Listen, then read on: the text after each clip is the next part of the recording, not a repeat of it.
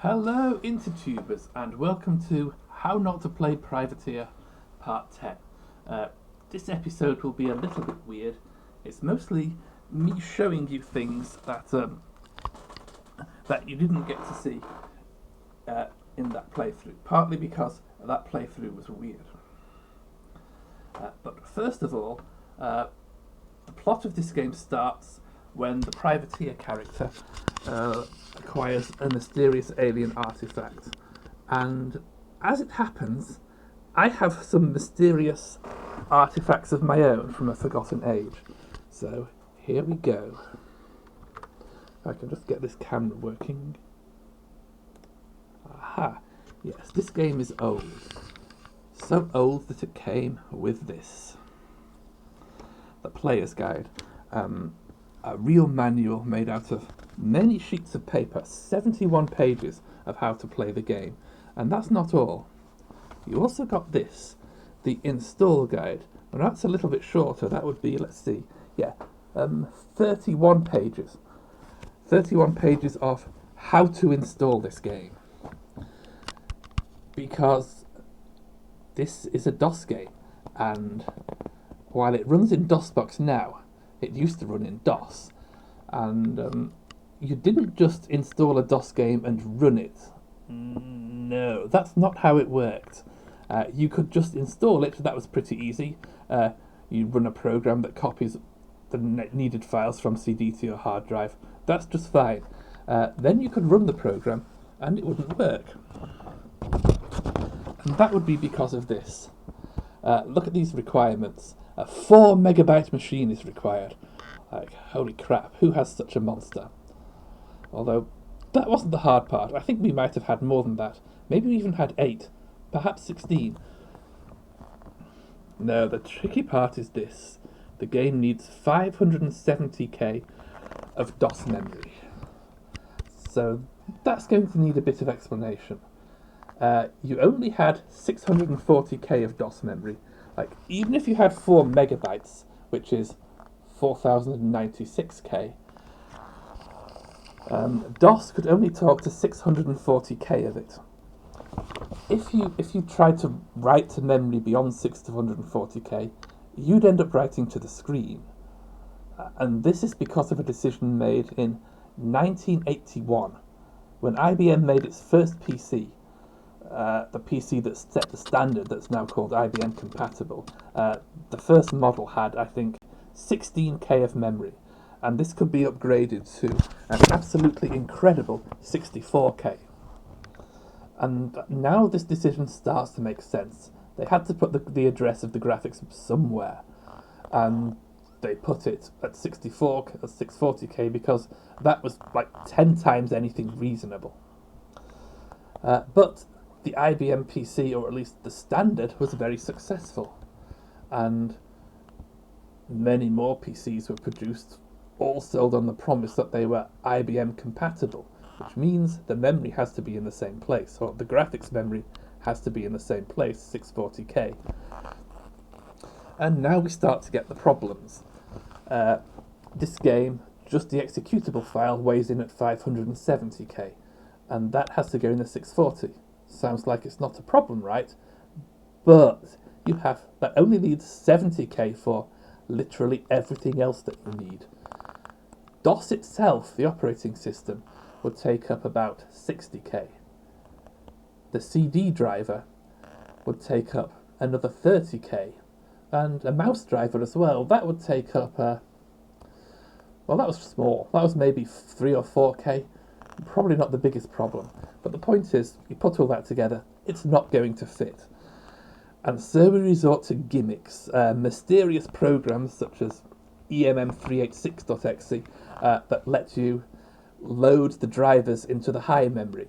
That would be either the upper memory, which is the dead zone between 640k and the first megabyte, or so anything beyond the first megabyte, which was called high memory.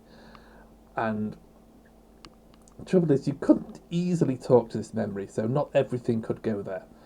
In particular, the program itself couldn't go there, but some of these drivers could. And even DOS, you could actually get some of it in here, I mean, that's what DOS equals UMB and DOS equals high are doing. They're telling DOS that it should load itself up there if it can. Not all of it would go up there. Some of it had to remain in the DOS memory. And you also have things like device high for loading the CD driver. Again, trying to get it to load high. And you had to make a boot disk with your own autoexec.bat and config sys. We have autoexec.bat? Yes, we do.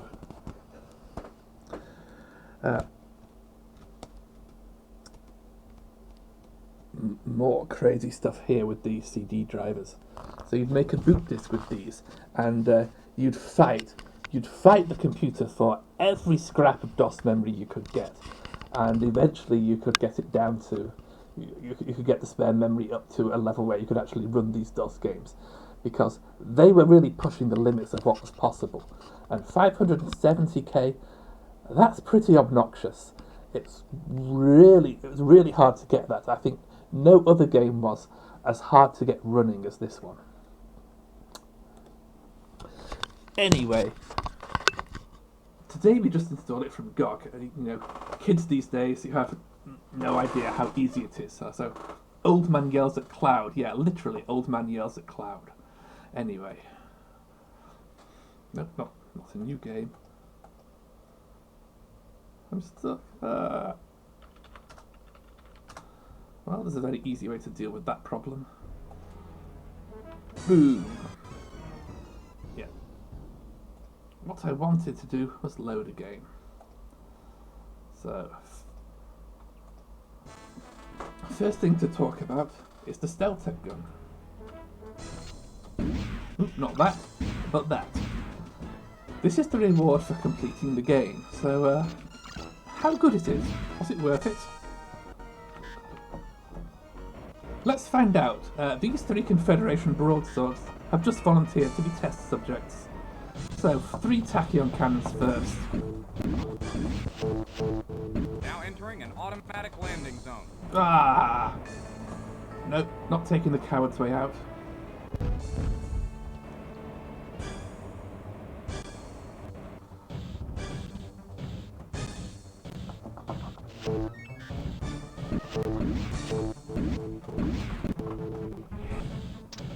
Yeah, the primary defense of the broadsword is that it's so slow that you cannot help crashing into it. Want to surrender?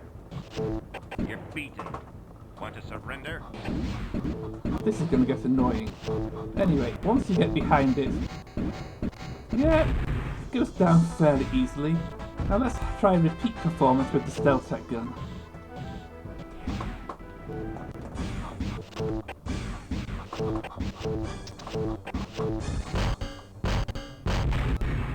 Yeah, so just one gun drops this chip very quickly.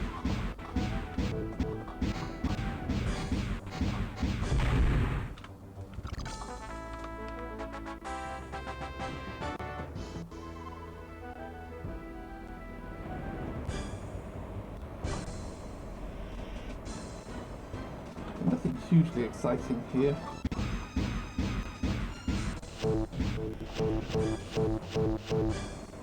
Ah, I didn't get it. Oh well. Die, you smuggler. I think she was going to say smuggler rather than smug bastard, but who knows? Blockade point alpha. Okay. Yeah, why not? Why not? This is a paradigm, the Confederation capital ship, and roughly equivalent to a Kamek.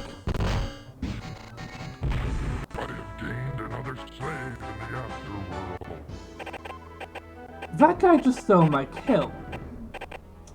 Anyway, I was able to stand in front of it and gun it down with just the Steltek Gun. Now I lost most of my front armour doing that. It's much better to approach it from the back. But even so, that ship is like a Kamek. In fact, it's actually tougher than a Kamek.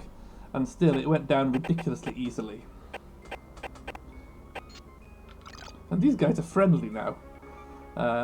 Let's not use the here kitty kitty taunt. I don't think they'd be happy.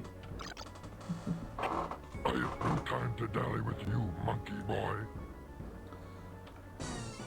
Anyway, just in case that wasn't convincing, here are some numbers. So,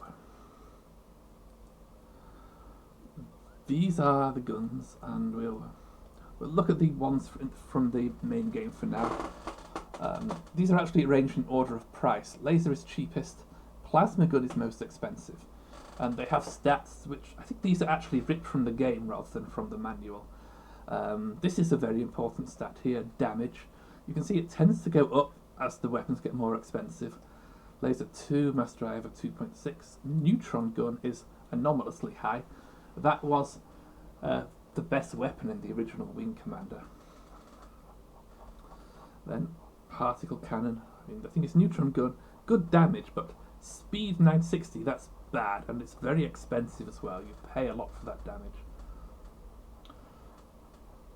The thing is, I think what's most important to me are certain derived statistics like DPS and DPE. So DPS is damage divided by firing delay, and DPE, damage divided by energy usage. And we actually have a clear winner here. This is the tachyon cannon, and it's better than everything else in both categories. And I think that's a little bit of a shame, actually, because if these categories had different winners, then maybe there would be a decision about what weapon to use. But right now, there is no real decision. Once you can afford a tachyon cannon, and it's not that expensive, you use it. I mean, these are tachyon cannons are 20,000. The next weapons have cost 40,000 and 80,000, and they're just not as good as the tachyon cannon. But then, of course, we have two special weapons. Now, the Steltek Gun is the thing you have briefly when you steal it from the space station. What we really care about is the improved Steltek Gun. That's what we have once the Steltek have modified it for us. They said it would last for a limited number of shots, but as far as anyone knows, it lasts forever. And I'm going to skip straight to the derived statistics. DPS is 51, so that's better than 4 tachyon cannons, and DPE is also the best. So yeah, this weapon is good. It's actually completely ridiculous and borderline game breaking, because one of the great advantages of the Centurion is it has 4 gun mountings in front. But if just one gun is as good as 4, then it doesn't matter so much, because you can only fit one of these. So it's, either this plus 3 of those, or this plus 1 of those. So the Centurion, although it's still better, it's not better by as much as it was.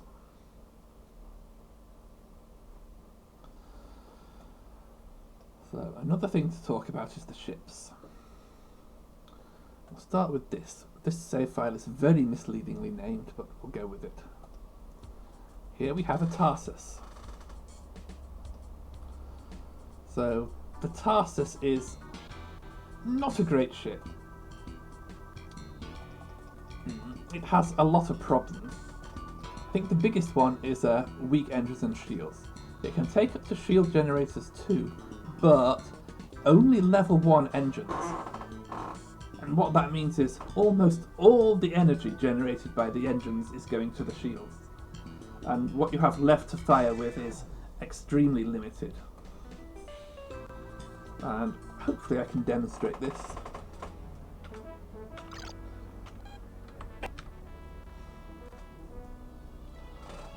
Let's see if someone wants to fight me.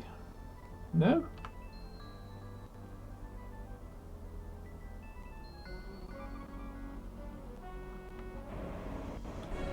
Yeah, I could pick a fight with the militia, but I'm not going to. So you see, my energy goes down very quickly when I afterburn, and it comes back incredibly slowly. Similarly, if I turn my guns on, weapons deplete my energy, and when I run out, it is so painful. Like, you're not killing much with a single tachyon gun firing so slowly. You can, of course, drop shields, down to level 1 to get more energy out of them. But level 1 is pitiful. Here we go. In fact, there is only one good thing about the Tarsus, and that is dual missile launchers. Lock on, launch 2 missiles, things die. In fact, let's use the missile camera. Didn't work. Yeah, it only works almost all the time. See, very occasionally the missiles won't both hit on the same facing of the ship, or there'll be just enough delay between them to let the shields recharge a little bit and keep the ship alive. Well, actually, that's not entirely true. There's only one good thing. Dual missile launchers are good. That's pretty much the only way you can survive combat. The other good thing is it's small. Like, I go to the external view. Afterburners on the back, weapons on the front. I can just get it facing front. Yeah.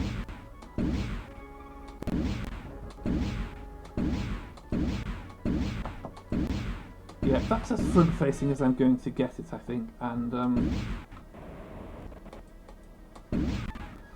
it's very small, especially from the front and the back. From the side, yeah, a little bit bigger, a little bit easier to hit. But from the front and back, it's really hard to hit, and that's very useful. Makes up for its shields being not great. And its cargo capacity is decent as well. But in all other respects, it's bad.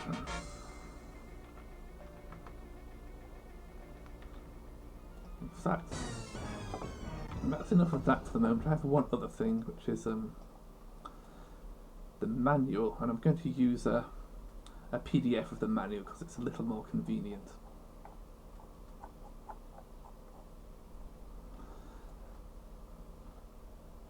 The manual will tell you a few things about the ships. Now, it's kind of written as if it's reviewing ships, so they give this ship a B, or actually B in peacetime, downgraded to a D if you have to fight. And that's fair. Unfortunately, its stats are terrible.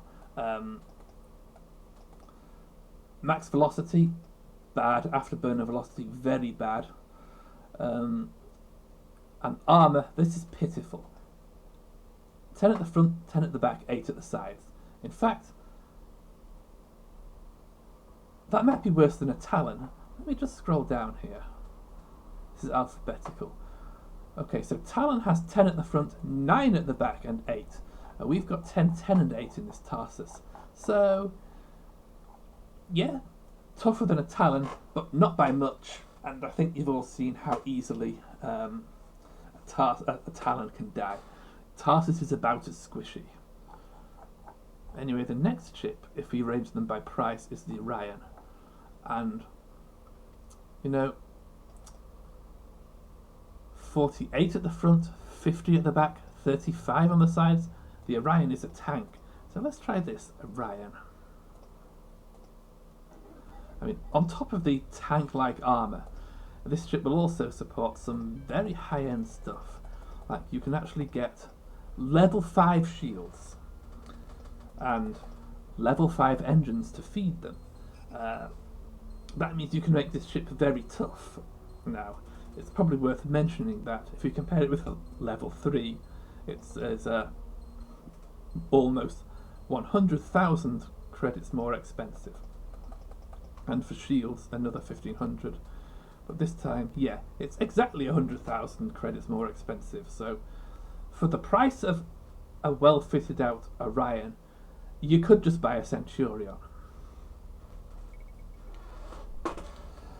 Anyway, what I actually have here, I think, is level 3 shields, level 4 engines. So let's give that a try. So here's the test. Can the Orion do a mercenary work? Which is, you know, the one thing it's supposed to be good for. Patrol New Detroit. Defend New Detroit. Patrol New Detroit. Yeah, that sounds good. Take all 3 of these missions.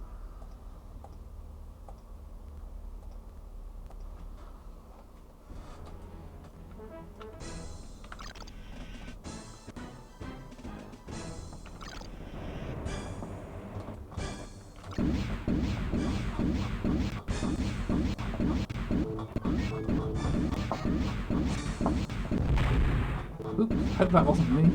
You're dead, chump. I don't think I am. Damn, you're ripping me apart. Yep, just ram it. That'll work just fine.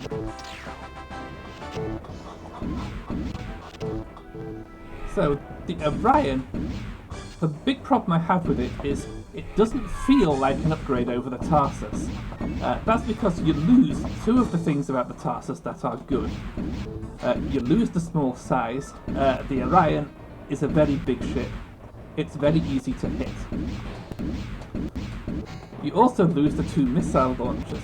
If you look at this weapon screen, we only have one. Now entering an automatic landing zone. And I just wasted a missile out of it. That's not good.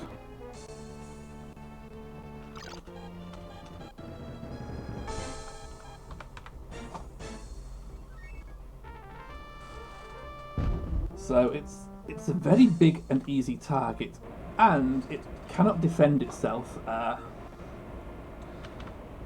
against it cannot instantly kill an inconvenient Talon just by launching a pair of missiles at it, because you only have one launcher. So if I can show you this on the exterior view, yeah, it's big. And it's pretty big from almost any angle. Even the front, if I can get it facing forward. Even the front, this is way bigger than a Tarsus.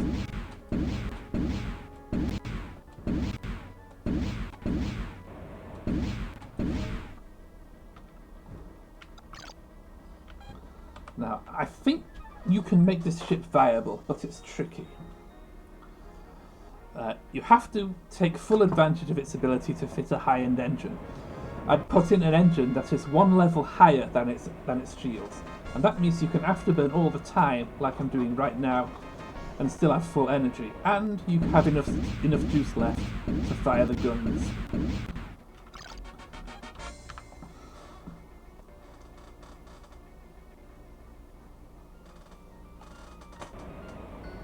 And at afterburner speed, you move at 800. That's not bad. Only the Centurion is faster. And if you're moving around this speed all the time, then it's not such a huge problem that the ship is a very easy target. So you can make this ship work, but you have to fly it very, very differently to a Tarsus. You have to develop a very afterburner heavy flying style and just go in with guns blazing. It actually reminds me a little bit of the Scimitar from the First Wing Commander, and I think that was criticised by the other pilots as being a gun-heavy slug. Prepare to be searched. Maintain speed and course. No contraband detected. You may proceed. Now, I accepted 2 patrol missions, so there should be 2 fights. Where are they? Running out of nav points.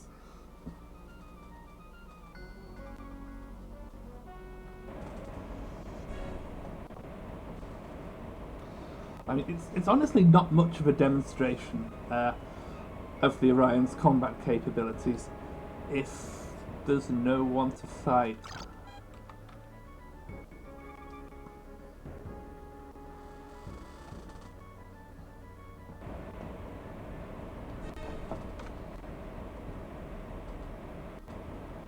You know, if they both spawn in the final nav point, that would be interesting, to say the least.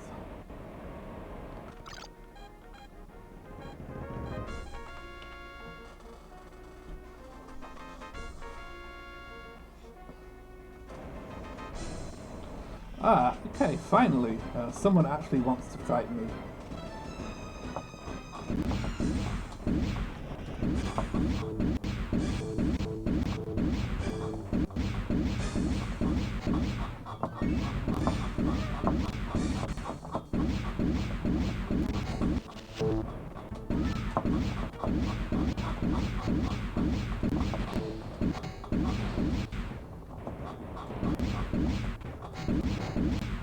This crate's about...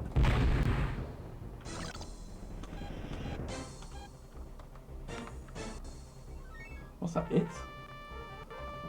Because, you know, if I'm getting paid twice to patrol the system, then only having to kill one pirate for all that is a bit of a joke.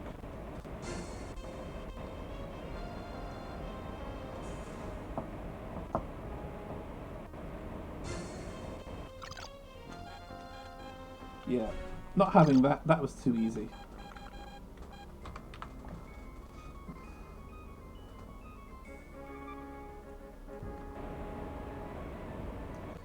Just bear with me, I'll find something to fight.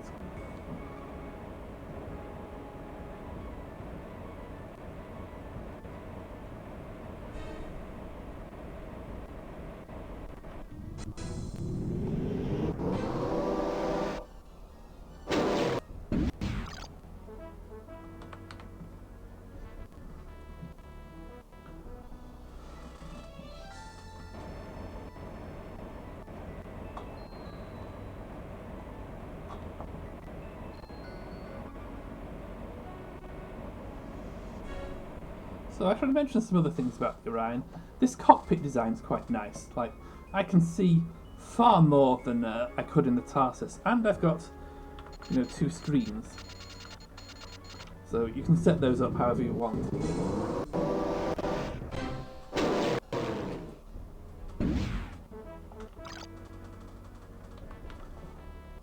Yeah, I'm heading for Kilrathi space. Patrol to civilian craft. Keep your distance. Yeah, not picking a fight with that. I'm not insane.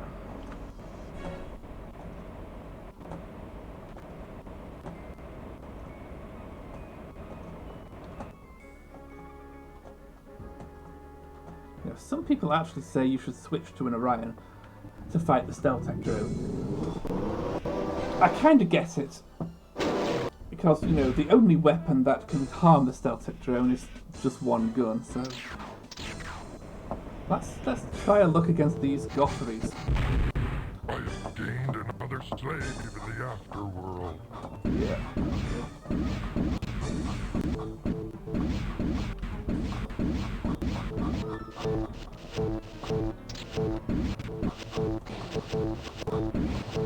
Yeah, have to turn to deal with this clown. A crap. Fight back. There is no honor in slaughter. Yeah, I think I'm done for. Fight back. There is no honor in slaughter.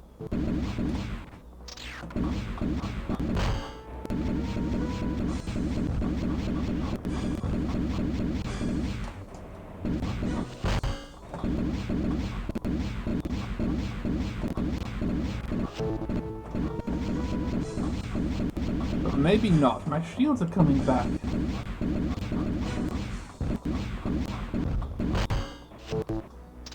Yeah, I'm probably screwed here. Ah, yeah. And this is the core problem.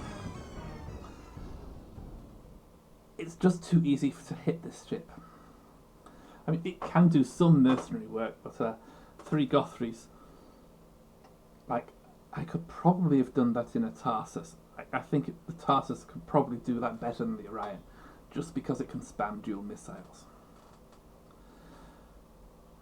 Next ship, how about the Galaxy? Honestly, I think there's only one good thing about the Galaxy, and that is massive amounts of cargo space. Now, to be fair, it also has the 2 missile launchers, so that's not bad. And it does go up to, let's see, level 3 shields and level 3 engines, which is what I've got, I'm pretty sure, yeah. So I guess the test for the Orion is, can it do merchant work? Don't know where that is. Magdalene, that's some reasonable distance. Loading in Varnus. Okay, this is the only one that's any reasonable distance, so we'll try it. Maybe we can also get paid twice to go to the same place. No such luck. Alright.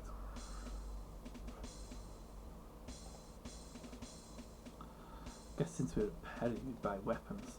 Yep, we just bought out the entire space station. Maintain speed and course for contraband search. No contraband detected. You may proceed. Ugh! Slow! See how slowly it moves in this autopilot. And that's because its standard speed is 300, same as the Tarsus. Afterburner speed is 750. That's decent. I mean, slightly slower than the Orion, but not by much.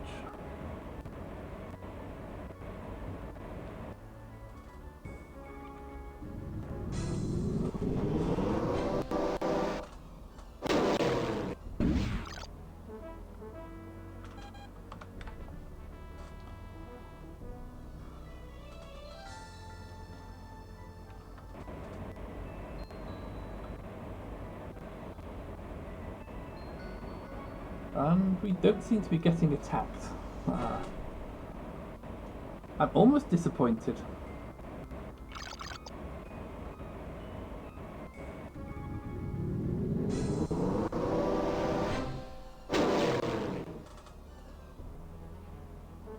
So another thing to be aware of, this is the biggest ship. Like, biggest ship by a long way, and it's a little difficult to make it, like, even from the front.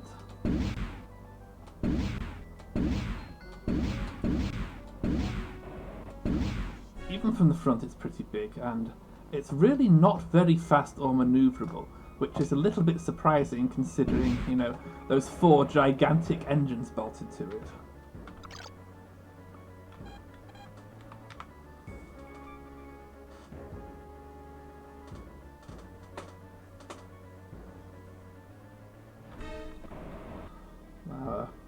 Cockpit design is also kind of interesting. Funny part is the heads-up display is actually not part of the window, it's built into it, so if you look at that crosshair, if I turn around, it disappears. Because it's just built into a screen. That's a little bit annoying. The other annoying thing is that this crosshair, the green crosshair, is very low down in the window that I'm looking through. So ships can just, you know, go below me, and it's very hard for me to see them. Prepare to be searched. Maintain speed and course. No contraband detected. You may proceed. And some other things I should show you. You can look around the cockpit. F2 is left view. Yeah, this is actually a 2-seater, and I'm sitting in the right seat.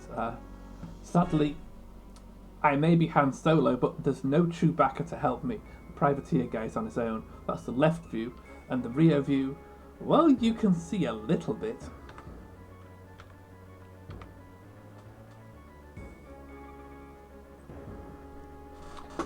I mean, because of this bubble cockpit, you can actually see. You can see a few things in the cracks between. Planes for your own good. In the cracks between the screens and under the screens, you can see a little bit of stuff, which is cute, but still, this is a rather irritating cockpit, I find.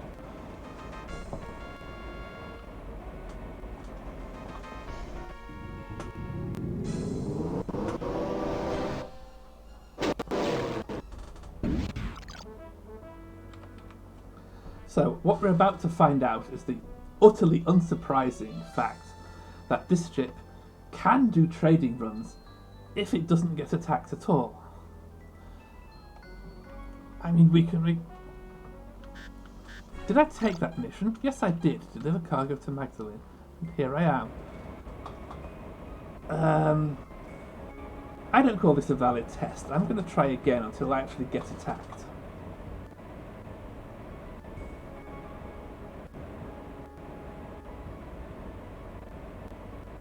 Now entering an automatic landing zone.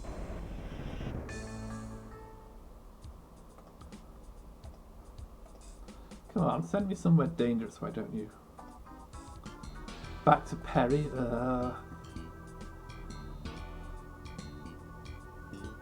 Well, I'll take this just because it guarantees a fight. That's where we're going. Perry, the safest place in the galaxy. God damn it.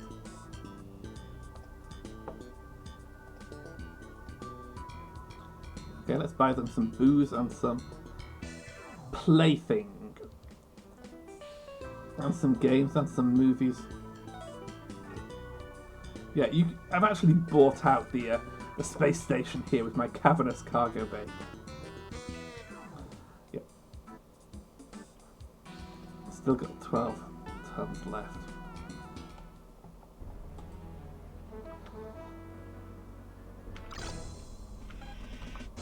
Ah! Someone's come to say hi. Annoyingly close to the planet.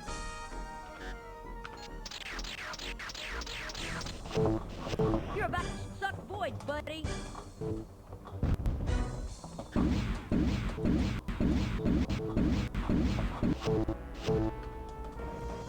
So missiles best used from behind. Boom. Yeah, missile camera is fun, but not really practical because I don't particularly like to. Militia has done my job for me.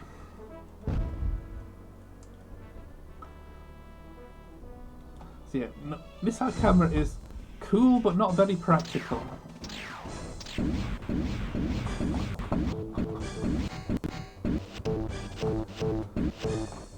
Yeah, I think a Talon does actually survive the dual missiles if they hit it right in the front facing. Damn, you're Ripping me apart.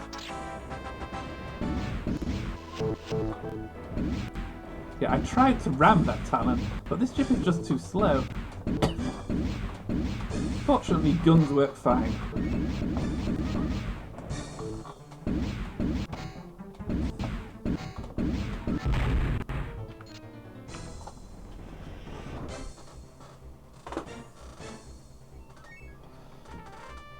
Oh, so slow. What else can I say about this ship? Well, there is... The stats may be worth something. So yeah, armour... Well, it's not an Orion, but 15, 20, 15, that's decent. And they say, this ship gets an A. No, sorry, that was the other ship. What's its performance rating? Sorry, this is the Galaxy, yeah. Its armour's okay, I guess. They give it an A. Yeah, I wouldn't give this ship an A. And you'll find out why if I have to fight anything more dangerous than a couple of pirates.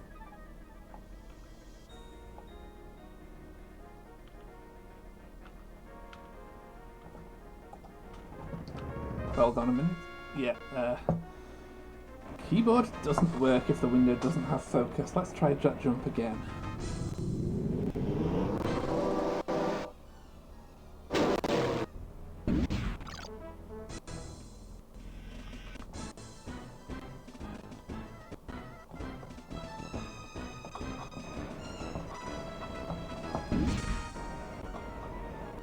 Is it just the one pirate? Well, we do have dual screens in this cockpit, and 2 screens is always nice to have. And that's the one good thing. You can see, can't you, like, if this ship is moving up, then it's often barely visible in the cockpit. Like, I kind of have to guess where it is.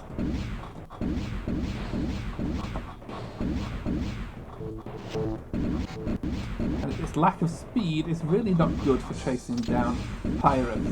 I mean, I'm getting hits on this guy, and the militia are helping, so he's going down. It's just...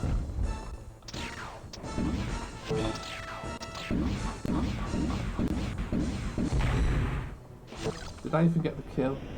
Oh, well, at least I got this mission. Yeah, the funny thing is, those missions where you have to kill someone are normally not worth it.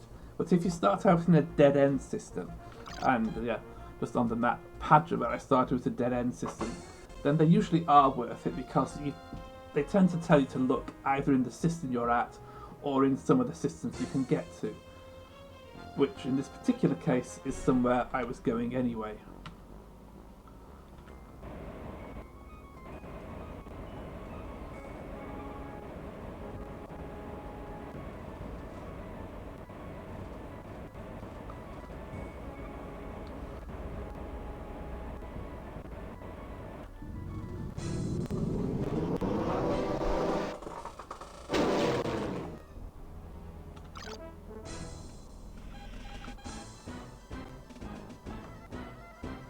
going the right way here? This may not be the fastest route.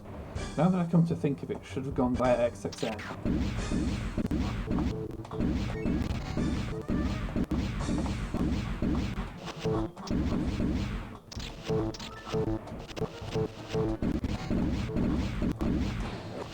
So yeah, I'm in trouble here. But I can always get out of trouble with some well-placed missile pairs. Damn, you're ripping me apart! Yeah, you're nailed, pal!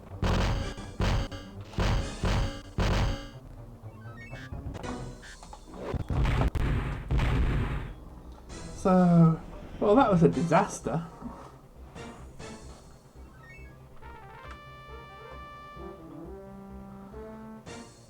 But I think I survive. If this save file has a repair droid. I'm not sure if it does. Oh well. Oh, the autopilot animation. So slow if your ship is slow. I can afterburn at 343.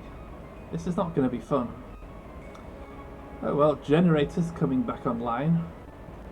I think the next thing to be repaired is going to be shields. Yep. I mean, I may not have, you know, Chewbacca's chair may be empty, but at least I have R2-D2 to repair all this broken stuff.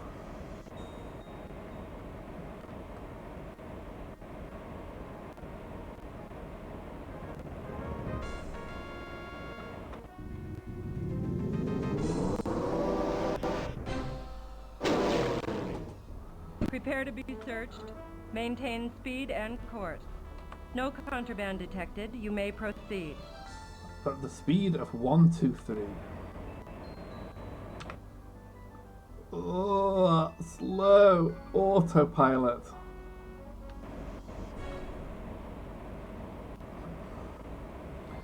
Good news here is at least I've reached civilization. I'm unlikely to be attacked.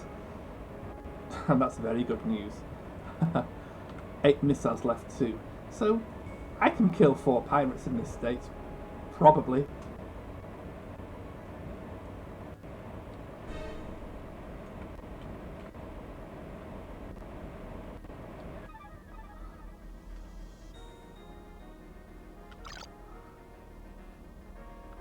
Oh, by the way, just in case you were wondering what PlayThing TM actually is, it's listed here as porno chips.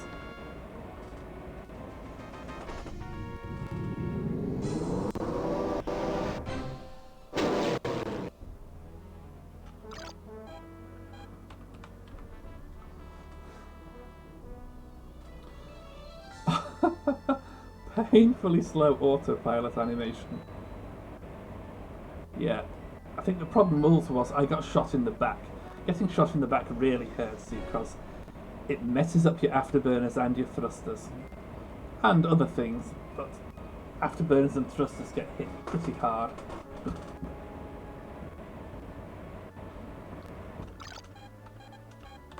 Yeah, delivering cargo to Perry.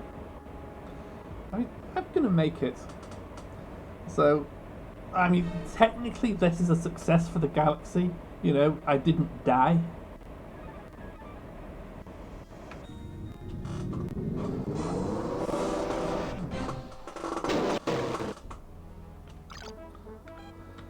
But honestly, a group of 4 pirates almost killed me. Oh no, under attack, right.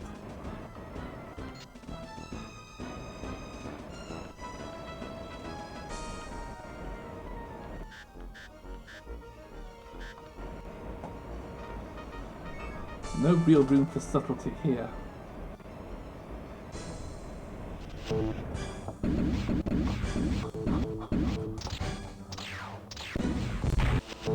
One down. Dump your cargo before you blow, will ya? Missiles away.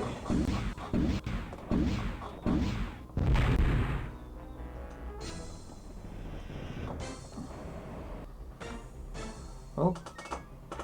R2-D2 is now repairing the engines. Like, look at my speed. rapidly reaching the incredible top speed of 300.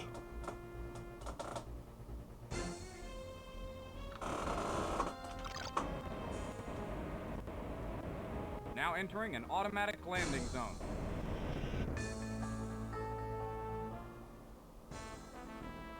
Alright, so I made it, and I can sell all my stuff.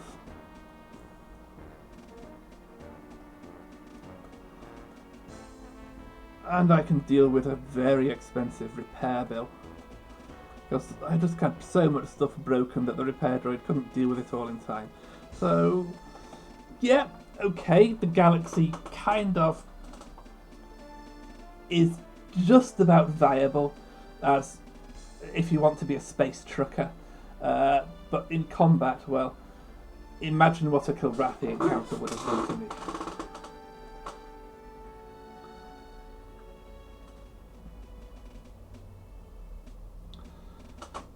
One other thing, which could be fun, would be the sales pitches. You want to buy an Orion? I'm telling you, you do. You probably do a lot of don't, risky actually. runs. You look the type. Let me tell you something. The Orion may not be fast, but she's a regular tank. She has the thickest armor and the best shields of any ship on the open market. Sure, the cargo space is limited, but she'll keep you and your cargo safe. Get it? This ship has something for everybody. Merchants have cargo protection, and mercs can fly with confidence that they'll come back in one piece. The Orion has racks for 2 guns, a weapon or tractor beam, and a rear turret. A great buy at only 75,000 credits. Sharp. I did that so you could hear the galaxy pitch. Checking out the Galaxy-class merchant ship? Good choice. She's not as flashy as some ships, but she sure is practical. You get a roomy cockpit, Practical? loads of cargo space, A roomy and you can cockpit? add top and bottom turrets if you feel you need more firepower. Did I mention she's a fast ship as merchant vessels go? No. Fast? Listen, I don't you think can't so. afford a drayman, and who the hell can these days? You'll find the Galaxy fills your shipping needs. And it's a steal at only $150,000. We can give you credit for your old ship, along with your add-on modules. No. Oh well, think it over. And of course the Centurion I pitch. see you're looking at the Centurion. Hell of a ship. As you can see, the Centurion is a heavy fighter. Note the racks for 4 guns, 2 weapons, and of course, a rear turret. Beautiful, eh? Look at those hard edges, the aerodynamic sleekness. Did you know Aerodynamic? Guild We're in endorsed space. Model 2069 as the best publicly available fighter? The Centurion is a real bargain, priced at 200,000 credits. I'll use your old ship as a trade-in, including any extras. Any credits left will be credited to your account. So how about it? Interested? Nah. So, I guess the next thing is to talk about some turrets. So this is safe I will do for this. Do I have a rear turret? Yep. Even splash out for weapons to put in it. Cheap weapons, and that's because of what's going to happen here. Prepare to be searched. Maintain speed and course.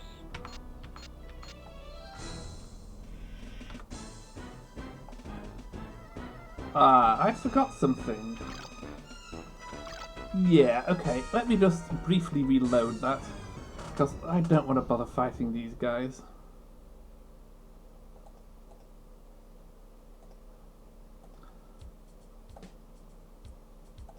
Let me offload my totally legitimate cargo. Try that again. Better clear out. Trouble's brewing. So the big problem with turrets is, although you can put guns in them, which I forgot to do, but doesn't really matter. Although you can put guns in them, they won't fire automatically. And that largely makes them useless, because you'd have to actually be in the turret view to fire it, and if you're doing that, when you move the joystick, you move the turret, you don't control the ship. So it makes you a sitting target, which is not what you want to be when someone's chasing you. But now, there is one good thing about turrets, which is you can put the tractor beam in them. And that's the obvious place to put it, since you can't put missile launchers inside the turret, but you can put a tractor beam in there, so pretty much a no-brainer. It's the only thing that'll go in there. Prepare to be searched. Maintain speed and course. No contraband detected. You may proceed. Unfortunately, I was not fast enough, because there is one other thing you can do with a turret, and it's pretty dumb, but you can use it to skip contraband searches. So, I'm going to try and get myself searched again and hopefully not screw this up.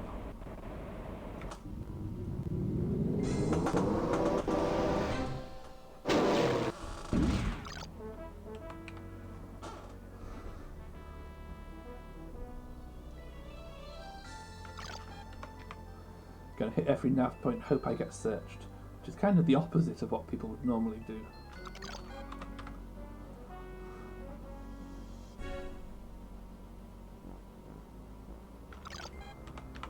Is no one interested in me? I could be carrying contraband. Why are you not searching Prepare me? to be Right. searched. Maintain speed and course. Just autopilot away. That's got to be a bug. The issue is that if you're in turret view, then the game will not play the no contraband detected sound, so it doesn't prevent you from autopiloting away. Really stupid trick, but it saves me a few seconds. Boom. Self-destructed again. One final thing will be torpedoes.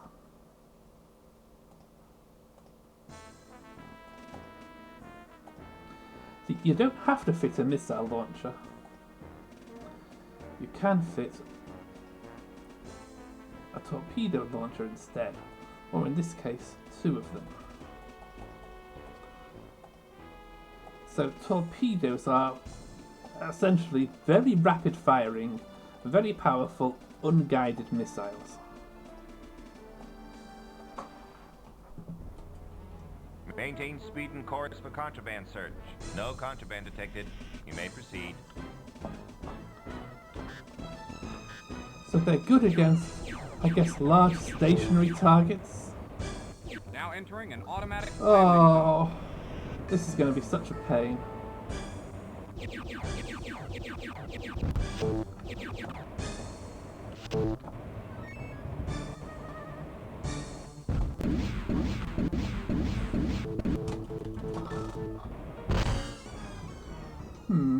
Yeah, not the best, not my best ever effort with torpedoes.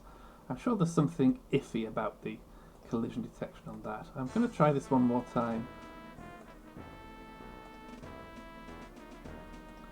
So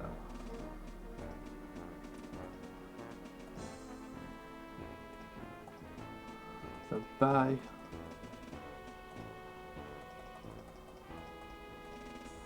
Bye torpedo launchers. And hope I get better target practice than a friggin' paradigm. Like, Maintain speed and course for contraband search. No contraband detected. You may proceed.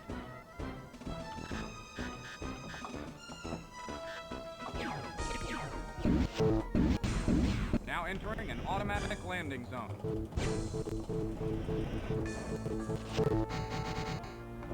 so yeah, not bad. If I'd actually Mayday, hit... we've sustained massive damage. You're beaten. Want to surrender? You're beaten. Want to surrender? So, yeah, attacking a paradigm remains an incredibly stupid idea, but I hope you did see that the torpedoes blew down its shields and damaged its front section incredibly quickly. You also saw the problem with turrets, which is that, the problem with torpedoes, which is that although you can do that, you run out of torpedoes incredibly quickly, and then you die.